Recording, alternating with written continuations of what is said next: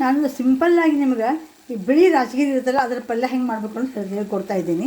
ಬಿಳಿ ರಾಜಗಿರಿ ಏನು ಮಾಡಬೇಕು, ಸಣ್ಣಾಗಿ ಹೆಚ್ಚಿ ಉಪ್ಪು ಅರಿಶಿನ ಪುಡಿ ಹಾಕಿ ಕ್ಲೀನಾಗಿ ತೊಳ್ಕೊಬೇಕು. ತೊಳ್ಕೊಂಡಿಲ್ಲ ನೀರು ಹಿಂಡಿ ಇಟ್ಕೋಬೇಕು.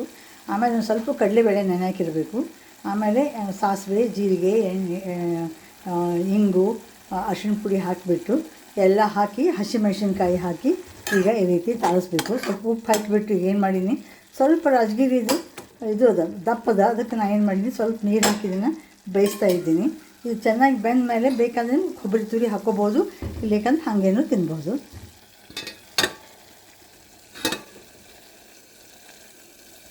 ನೋಡಿ, ಈಗ ಬಿಳಿ ರಾಜಗಿರಿದು ಇದು ಪಲ್ಯ ರೆಡಿಯಾಗಿದೆ. ಇದೇ ರೀತಿ ನೀವು ಚಪಾತಿಗೆ, ರೊಟ್ಟಿಗೆ ತುಂಬ ರುಚಿ ಅನ್ನಿಸ್ತದೆ.